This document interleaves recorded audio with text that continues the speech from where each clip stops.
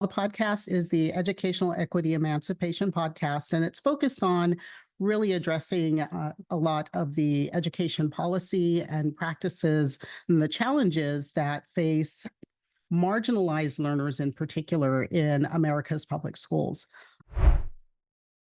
I still found that there were far too many times where I called it the corporate muzzle that was put on me. And I could not always say what was in the best interest of children without risking my job. The culturally competent educator walks teachers through developing cultural competency with the communities that they serve, connecting with their students, creating those safe spaces, a psychologically safe space in the classroom so that every child can receive instruction and thrive.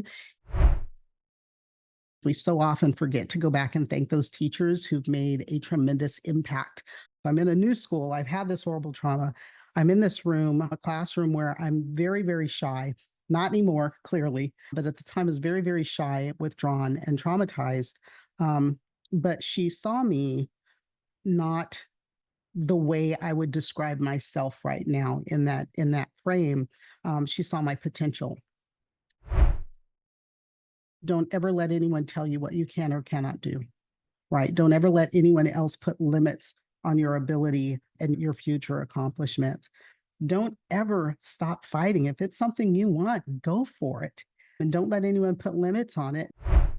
There's just so many different ways that kids can show what they know besides writing an essay. I think it's a wonderful time to be able to get children to express themselves and their knowledge in ways that we never could before. And we as educators, we need to tap into that.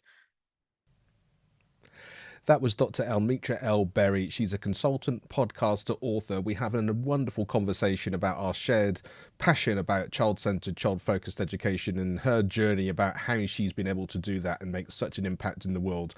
Thank you to the National Association for Primary Education for their continual support of the show, and I hope you enjoy this as much as I did.